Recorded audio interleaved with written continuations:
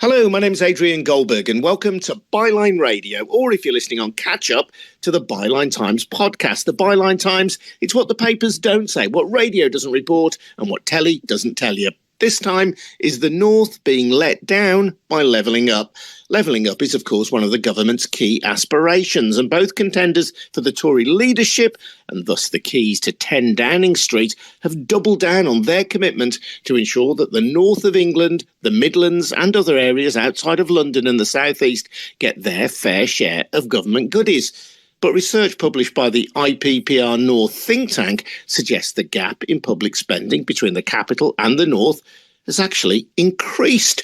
We'll be digging into the figures with Amreen Qureshi from IPPR North and the Byline Times' very own Sam Bright, author of Fortress London, Why We Need to Save the Country from Its Capital.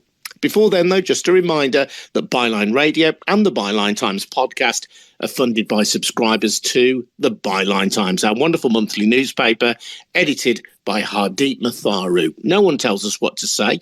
We can report without fear or favour and hold the rich and the powerful to account because our funding comes from ordinary subscribers to the Byline Times. There's no oligarch or non-dom telling us what to say. So please subscribe to the newspaper if you can. You get details about subscriptions at our newsbreaking website, bylinetimes.com. That's at bylinetimes.com. And if you have already subscribed, thank you very much indeed. So let's speak first to Amreen Qureshi then from IPPR North. And Amreen, this is a fascinating bit of research. Spending from central government on the north of England, and we'll break down exactly what that means as we go, has increased, it seems to me, based on your figures, but it's increased at a slower level than it has on London and the South East. Is that about the size of it?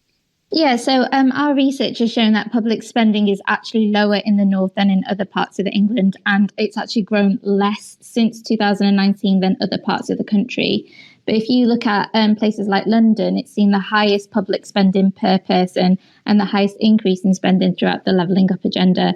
So this kind of confirms something that we've been saying for a while, that the levelling up agenda has a huge gap between the rhetoric and the reality of what's happening on the ground. It still shows that there's severe underinvestment happening in the north. Lots of local authorities still continue to feel financial pressure, and inequalities have just continued to widen and worsen. And when we talk about the north then, what area does that cover? So when we talk about the north, that encompasses the northwest, the northeast and Yorkshire and Humber. So pretty much all of northern England then, yeah? Yeah, basically. Above the River Trent, pretty much, yeah. Yeah. Do you have any figures, by the way? You may not, that's fair enough. Do you have any figures for the Midlands?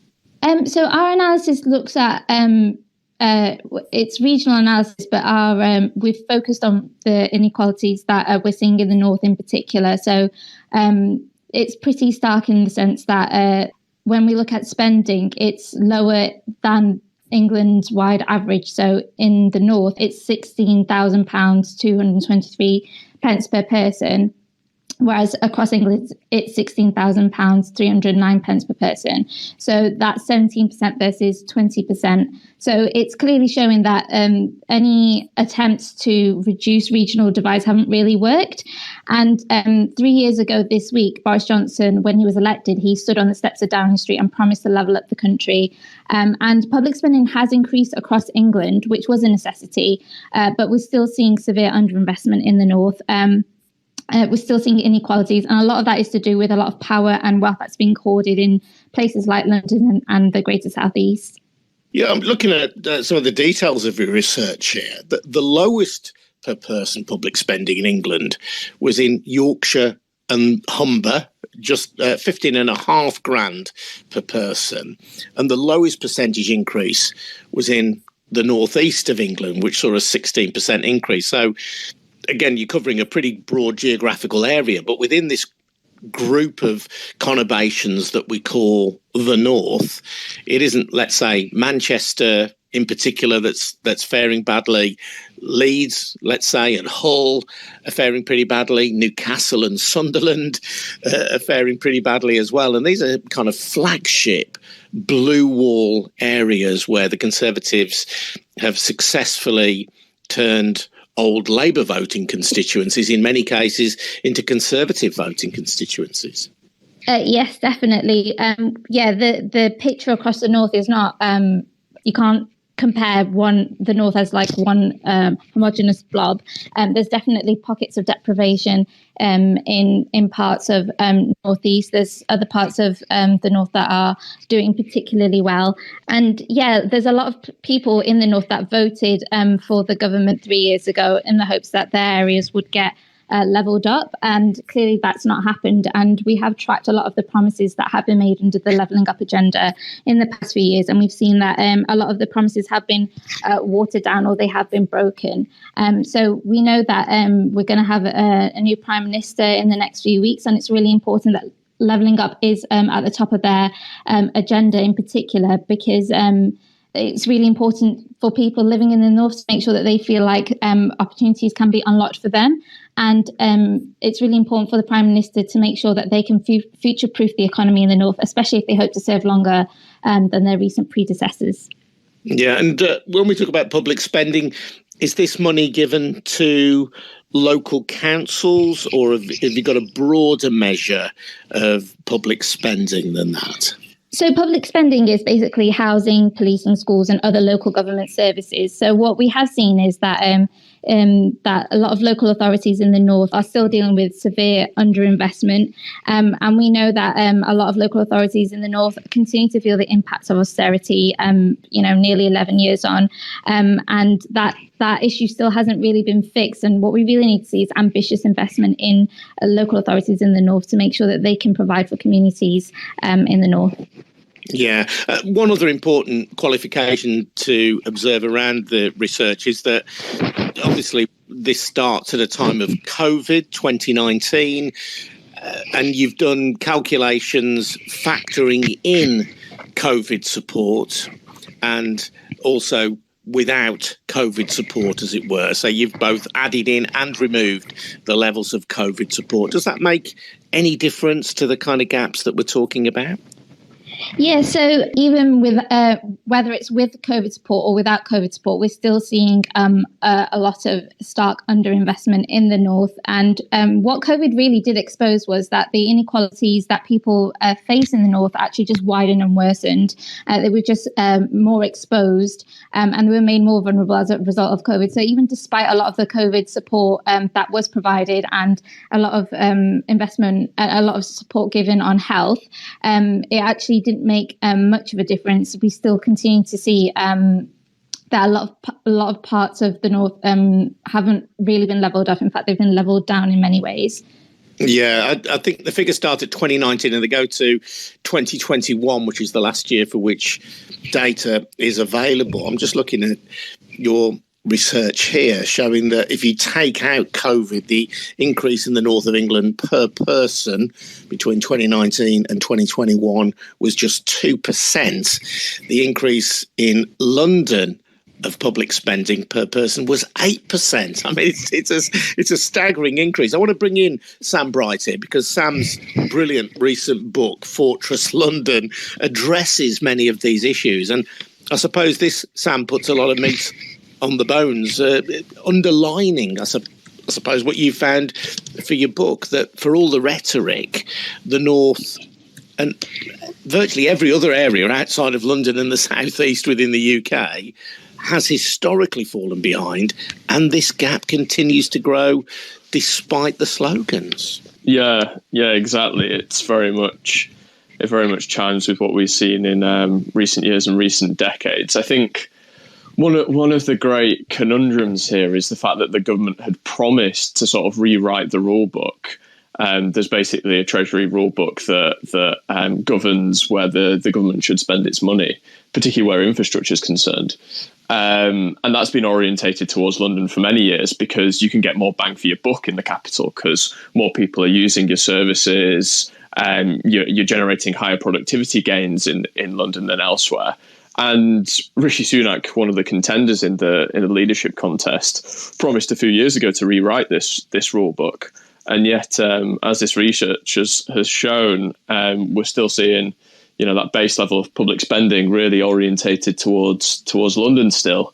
I mean, I always await IPPR's data every year as well on transport spending, which consistently is I think the latest stats, which covered, I wouldn't say the period from 2010 to 2018, showed that London had double the per person transport spending as the UK average. So it's going to take a hell of a lot to turn the tide on this, and it looks like the levelling up agenda hasn't done it. And it's certainly a major question mark in the Tory leadership race whether either of the two candidates would be able to turn the tide.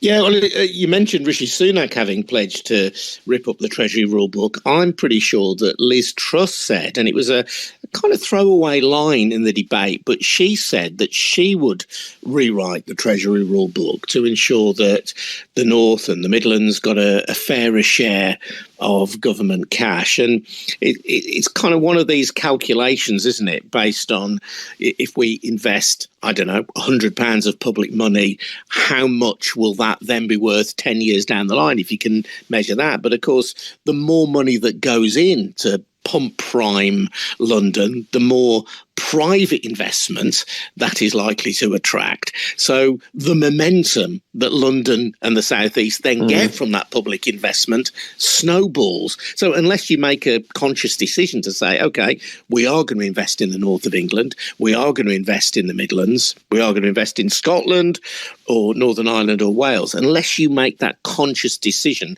to reorient the economy, then under the rules as they are, London is always going to be the beneficiary in any spending contest. Yeah, definitely. And I think the key thing to consider with Liz Truss as well is that obviously she proposes tax cuts, pretty severe tax cuts. So what's that going to mean in terms of the overall picture of public spending and investment? You know, regardless if the North gets a better balance of public spending, is that public spending overall going to be, it probably won't be reduced, but is it going to remain stagnant across the country? That's probably going to be the case. And this is a major economic dilemma for the government and the country, in the fact that we have an overall productivity problem. So the country as a whole is not as productive as our European and international counterparts. And the best way to grow productivity is to invest in the place that has the highest productivity currently, that could,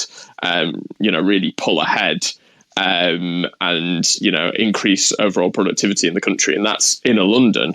The problem is we've also got great productivity inequalities between London and elsewhere. And so if you overinvest in London, you're just exacerbating those inequalities. And so the question is, well, what do we do? Do we invest then in Manchester and Leeds and Newcastle, which are basically the rung down from London in terms of the areas that would be able to increase their productivity by the most if we invested in them?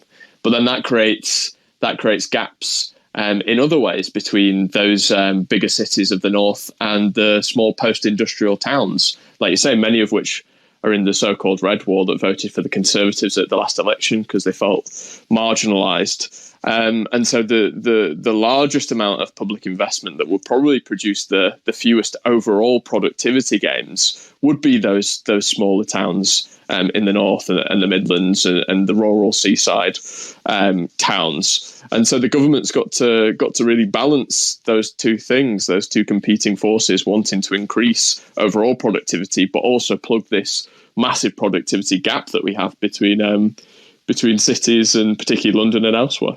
Yeah, well, I think that point is really significant, though, Sam, because it's one thing, isn't it, to say, I don't know, move Channel 4 to Leeds, for example, but that doesn't necessarily do very much for Wakefield, or if the government encourages investment in Manchester, that isn't particularly helpful to Oldham. In fact, it may be detrimental to Oldham because you end up sucking in skilled workers from the less affluent suburban towns into the centre and creating relatively wealthy central cities, but leaving the traditional smaller towns to just wither and die. I mean, I think you think of every urban area in England, and that's potentially a problem. If you develop Birmingham, And, Birmingham at the moment, we're waiting the Commonwealth Games, where I'm talking from, a pretty thriving city. But you don't have to go very far to Dudley, to Tipton, and see areas of significant decline. That balance is very difficult, in fairness, for any government to achieve. Yeah, and I think one of the things that we really need to deal with is the connectivity problem between those smaller towns, those peripheral places around cities, and the dominant urban centres. Because at the minute we've spoken many times, actually, I think, Adrian, about transport and how poor public transport is in this country.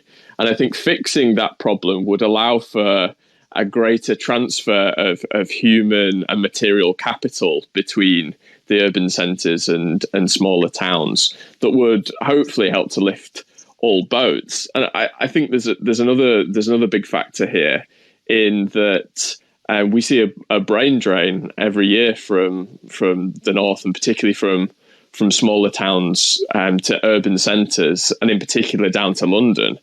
People flock in their masses, as I've done, down to the capital after graduating.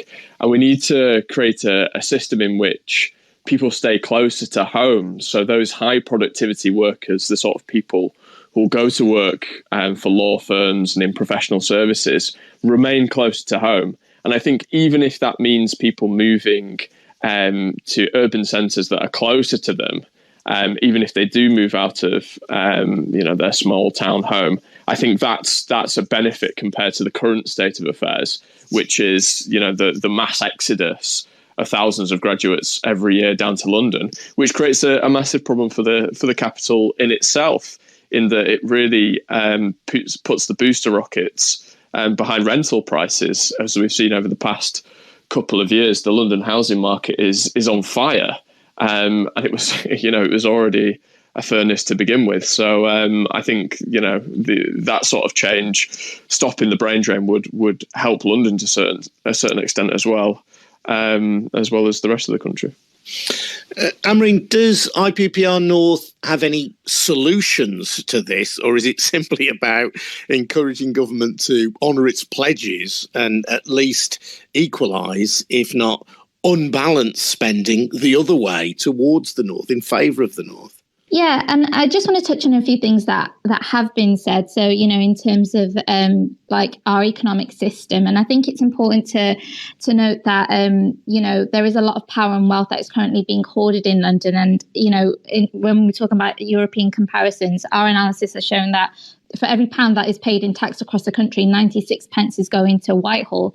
But if you compare us to, for example, a country like Germany, for every pound or the equivalent that's paid in tax, 65 pence is only going to their central government. So it's really important to note that the way our economy is designed, it's a result of a set of decisions that were made about what our society's priorities are and our resources. But just as the way... Amreen, sorry, just so I understand that then. So in the UK, it's like you're saying 96 pence of every pound in all taxation goes to Whitehall, and 65%, 65 pence is the equivalent figure in Germany. Yeah.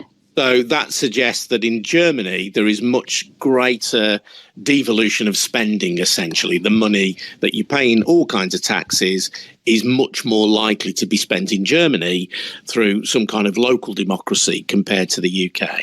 Exactly. That's exactly the point that we make at IPPR North, that we need deeper devolution, and we need broader devolution. And that essentially means taking power out of Whitehall and placing it in town halls across regions like the North, making sure that regional leaders have power, leverage, and also the resources to make sure that they can invest in their communities. And we were talking about connectivity before, and let's take, for example, Bradford. That's a city in Yorkshire, and it's surrounded by really poor transport networks. But if better investment was done in places across Yorkshire, then young people living in Bradford could easily commute and get jobs across the north. They wouldn't feel like they have to move to places like London. It would create better connectivity amongst towns and cities to make sure that there's investment happening across all of the north rather than just certain pockets, and will just unlock the economy. So, we need better devolution. We need to make sure that Whitehall and central government let go of power and resources, but we also need to make sure that they keep their promises on transport investment in the north and actually be more ambitious about it as well. Sam, it's not as though the government has, completely ignored the interests of the north, has it? I know that, for example, in Wolverhampton, there's going to be a relocation of the Department for Levelling Up, Housing and Communities. There's been talk of outsourcing government offices to Darlington in the northeast of England. So at some level, government has taken practical steps to boost the North and the Midlands. And, nothing says that in a way more than actually physically moving government buildings to those areas. Yeah, I think unfortunately these things are quite prosaic. They're quite symbolic in some ways. I mean, they're not they're creating different bases. I mean, I think the Department of the Levelling Up Department moving to Wolverhampton, that's the first headquarters outside of London. But the Treasury in the North East is essentially a second base, and the Treasury will remain deeply entrenched in Whitehall for as long as political power remains there.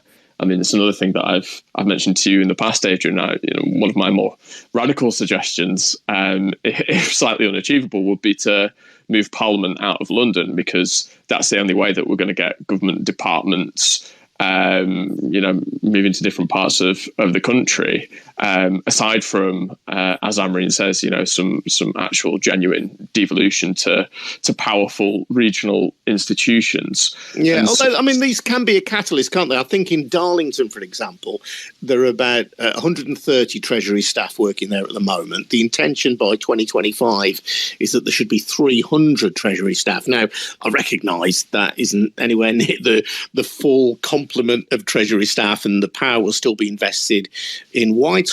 But 300, you would hope, good quality civil service jobs in Darlington, and they're on a campus, a Darlington economic campus, at least will be some kind of catalyst towards other kinds of development, you would hope, in a town like Darlington. Yeah, I just hope that the Treasury doesn't see this as the only thing that they've got to do. That they'll be able to scroll this on Conservative Party leaflets and then go home happy. It's got to be the symbolic has got to combine with the substantive, and it's got to say, we're going to be based here because we want to create new hubs of economic power in these places. And, this isn't the only thing that we're doing. We're improving local infrastructure. We're investing in universities. We're stopping the brain drain to the south. One of my arguments behind, moving power out of London, I think creating pots of money in Whitehall that regional administrations have to bid for on a yearly basis, essentially as a pageant, is completely not the way that we should be operating. And I agree. I think the devolution settlement currently, for one, it's too much of a patchwork. We haven't filled in the devolved map across the country, and when we do, we'll see lots of devolved areas that have relatively little power, with relatively little control over a population. The final thing is just to cite IPPR North again, which Amreen might be able to correct me if I've got things wrong. But I believe that the suggestion has been that there should be broader devolved institutions, modelled on the sort of German system, whereby the devolved administrations have power over a larger area, over larger populations. And obviously the amount of money that is devolved to those administrations is greater than currently, and that's the worry that I have with our current devolution system, is that the power is going to be devolved to quite small regional and local governments. Yeah, did you want to comment on that, Amreen? Yes, definitely. So, yeah, we do advocate for broadening and deepening devolution. So that actually means transferring real fiscal and policy power to subnational governance institutions across the whole country so that all places can benefit from it, whether you live in the north or whether you live outside of London in other regions, rather than a few selected regions benefiting from it. And then also, it's really important that the assumption that Whitehall knows best, that kind of mindset is challenged. And we really need to try finding ways to reset the central-local relations so that all levels of government can work collaboratively. Let's bring in Councillor Tyler. Well, yeah, I completely agree with everything that you're saying. But the crux of it is how to achieve these things politically, like pragmatically through legislature. It's very important that academics and researchers delve into the data, like IPPR North, the things that you read. It can bring you to tears because through the course of Yorkshire Party campaigning in Wakefield, for example, talking to hundreds of people who have all been feeling left down. You hear terrible stories about the living situations, the worries. But the general point is, I want a system similar to the Bundestag models in Germany. But how do you achieve this? Well, it has to be through interfering in the political process, not interfering, but participating, sorry. So the Wakefield by-election a couple of weeks ago, the Yorkshire Party came fourth. And that's the party that you're a member of. Representative for. Not just a member, but an elected representative in Abbotsford District Parish Council. Yeah. But the point is, I speak to Conservative MPs and Labour MPs about the nature of devolution, and they generally are supportive, especially in Yorkshire, but until it becomes more of a public, like there's a proven electoral demand for that, neither the Labour Party nor the Conservative Party will actually embrace it. But look at Batley and Spen a year ago. Labour won that by 300 votes. The Yorkshire Party vote was 800 votes. And in the days afterwards, senior Labour figures were saying that, well, the Labour Party won this election thanks to the strategic targeting of the Yorkshire Party in the Spen Valley, more conservative areas. So once you start doing these sort of things and you come up on the radar of the major parties, I think that's the mechanism to get the generic politicians and the establishment, as some say, to actually get these really important reforms in, because as we all know, the UK is one of the most centralised countries in the UK. Tyler, I was going to say, in Bristol, of course, we talk about wanting to increase democratic participation and greater devolution. In Bristol, and this may be more about the manner of the mayor that they had there, but they just voted to scrap their position of directly elected mayor. I know that where I live in the West Midlands, there is some resistance, at least, to the idea of regionalism. People in the UK, I would suggest, tend to be quite parochial and like democracy closer to home, and they see even regional governments as being something, people, and again, forgive me for using a local example to me, but people in Dudley will say, I don't want to be ruled by people in Birmingham.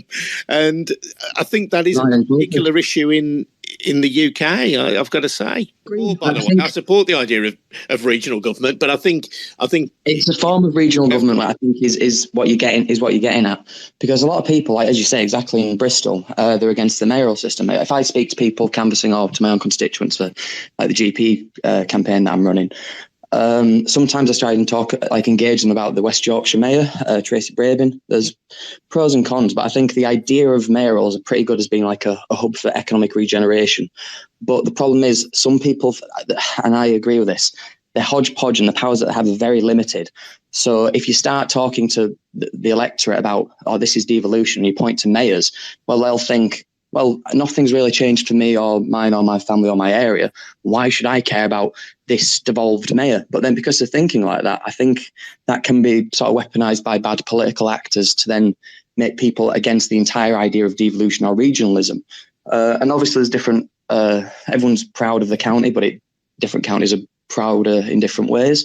But fundamentally... Well, Tyler, stay there. I might get you back in a minute. Thank you for your contribution. Amreen, let's talk about how sincere Westminster is about devolving power, because it seems to me that it's something that politicians at Westminster like to say, but when money is divvied up amongst regions, it's very often given with very tightly applied strings. Yeah, so that's one thing that IPPR North has long advocated for for central government to reset the relationship between local government and themselves, to make sure that power is taken out of Whitehall and given to town halls in regions outside of London. And we've done some analysis on lessons that we can learn from metro mayors across the north. So we have a lot of combined authorities in the north, and a lot of mayors have used their soft powers and their hard powers to do a lot of leveraging to bring investment into the areas that they're mayors of. And they're really good at collaborating as well. So I think it's important to note that there are a lot of metro mayors and combined authorities that are really great examples of how devolution can work and should work. But as Sam said earlier, devolution is patchwork, and the government needs to be more ambitious in their devolution agenda to make sure that all people, no matter where they live, can benefit from regional powers being unlocked and real investment being happening in their areas. Sam, how significant do you think is the development of regional mayors? Do you think that they can be at least part of the solution to this issue? Definitely. I think that it would be a mistake to sort of scrap this system again, or to sort of row back from it. I think devolution has come a long way under the mayors, and particularly sort of the flagship mayors of the West Midlands and Greater Manchester have shown. I think the government now knows, and this is, I think, one of the greatest incentives for the government, is that it knows that some of the things that it's devolved to these administrations, that they're functioning a lot better under their governments. And frankly, with the myriad of challenges that we now face economically and socially and in terms of public services, the government needs to rely on these devolved administrations to deliver effectively for people. And I think it's increasingly realising that. And in the Levelling Up White Paper, one of the most ambitious things that was pledged was to accelerate devolution to these administrations. What I'd potentially advocate for is that once we've filled in the patchwork of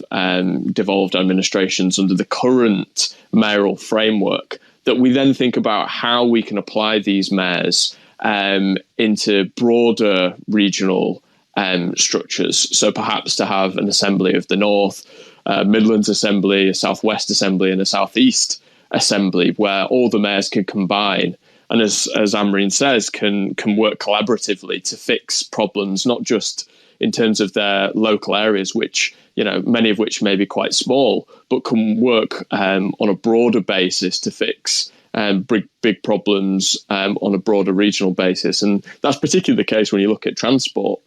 We really need to fix the Transpennine route that runs from Newcastle all the way down through Huddersfield, my hometown, and across to Manchester and Liverpool.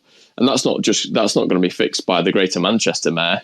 It's going to take a collaboration between the North East, between Yorkshire and the North West to fix that. And I think once we've filled in that patchwork, we need to then set our sights on something even more ambitious. Yeah, I mean, transport, as you say, is so key, isn't it? This connectivity, which London and the South East takes for granted. I know as well, by the way, having lived in London, that not everybody who lives in London is close to a tube train or indeed a decent overground rail network. I recognise that. We are characterising London in a way that some people who are listening in London and the South East may think for them is unfair. But broadly, if you live in London, you've got access to brilliant public transport. I mentioned on Byline Radio yesterday that in the West Midlands we had a tram network which I think dates back to 2008, but which since 2008 has not had any significant extension,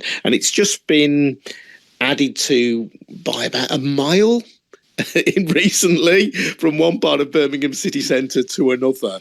That's it. Meanwhile, in that time, London has had the mammoth public transport injection that is Crossrail. And you talk about the Transpennine route as well. We've seen cutbacks to HS2, for example. So just underlining the fact that for all the rhetoric, spending on the North and on the Midlands is seen as less significant than it is on London and the South East. When push really comes to shove, well, London has got its HS2 connection to Birmingham, or at least it will have as things stand, but Leeds won't get it. Parts of Northern England and therefore Scotland won't get it. You know, when these tough spending decisions have to be made, it's areas outside London and the South East that year in, year out lose out. Yeah, and I think this is the key problem, is sort of reality versus the theoretical. So we know that London is steadily consuming the southeast. You know, its population continues to grow. People flock there after graduating university, and as a result, the government very rationally thinks, well, you know, how do we support that amount of people? You know, we need new tube lines. We can't physically fit people into the current public transport system in London. This is entirely necessary to stop the economic hub of the country from simply falling over. And as a result, there's a cost benefit, and we don't invest in the north. The alternative would be to say, well, investing in the Transpennine route and making that electrified and swift, and having regular trains on that service would incentivize, one, employers to remain in the north or to relocate, and secondly, for people to more easily commute, and therefore to remain up north rather than coming down to the capital. But the problem is that's a theory. The reality of London getting bigger and people being rammed onto trains is, I think, too stark at the minute for people in Whitehall to take seriously. And certainly that, as a result, the issues of the poor commuters moving back and forth from Leeds to Manchester every day is ignored. Yeah, although of course those decision makers themselves live in London, don't they? And is part of the problem. And Peter Jukes, one of the co-founders of Byline Times, has made this point that increasingly there are professions, including government. Maybe this is traditional in terms of government, but in terms of the media, in terms of the acting profession, increasingly these powerful institutions are themselves based in London. It's very difficult, not impossible, but it's very difficult to be a professional journalist and earn a good living outside London. Very difficult to be a broadcaster unless you're one of the anointed few who gets a job at a media city in Salford, of which I was one, by the way. It's not sour grapes on my part. Very difficult to sustain an acting career unless you live in London. Again, not impossible, but very, very difficult. Amreen, we've got Rishi Sunak up against Liz Truss. They've both doubled down on this commitment to the levelling up agenda. What would your advice to either of them be, given that one of them is going to be our next Prime Minister? Well, we really want the new PM, whoever it may be, to focus on the health, wealth, opportunity and representation of our regions. And there's three ways that they can do that. Number one, we've been talking a lot about transport. So it's really important that they reverse any transport cuts, put a clear line between themselves by reversing cuts to HS2 and the Northern Powerhouse Rail. They also need to improve the levelling up bill. So, really making sure that there's accountability when it comes to delivering the bill, making sure that the bill is legally binding and there's a real long-term commitment to reducing regional inequalities. And then also going big on opportunity and future-proofing our economy. And the most obvious way of doing that would be to potentially launch a mass home insulation program, which would help address poor quality of housing in the north, help cut bills and support the health of our population. And these things are really crucial, especially while we're currently experiencing a cost of living crisis. So ultimately, we really need to make sure that they keep levelling up at the top of their agenda to really make sure that that they're serving the people that voted for this government in 2019, and especially if they intend to keep the promises that this government made 3 years ago. Yeah. One final thought, Sam. You've talked about the metrics that are applied, which year in, year out end up, once you've done the calculations, with, let's make this investment in London because it makes more economic sense. There are other kind of metrics that you can apply. aren't there? I spoke a while ago on the podcast, and I would urge people to seek out this episode with the brilliant Professor Sir Michael Marmot talking about health inequalities. And if you look at a broader spectrum, if you look at a different set of figures, the health inequalities between London and the South East and many areas of the Midlands and the north of England are absolutely stark, and they're played out in significantly shorter life expectancy for people in many parts of northern England. If you start applying that metric to your calculations and say, okay, it's not just about how much bang for your buck in pure economic terms, but how much longer can you make people live if you improve their economic circumstances, then you have a different kind of argument. You do. You really do. You really do. I think another metric is education as well. I mean, London has surged ahead in terms of its education system. So really, if you take the three stages of life, your young life and your education through to your productive years in the economy, and then how long you live, there are huge disparities between regions in this country. I think the one of the most concerning things was that austerity obviously had a negative impact. Marmot, says that austerity really sent health inequalities into reverse. And despite him recommending generous public investment in health in his 2010 report, and then in 2019. People in the Red Wall voted for the party that had implemented austerity. So they voted for the party that essentially made them sicker.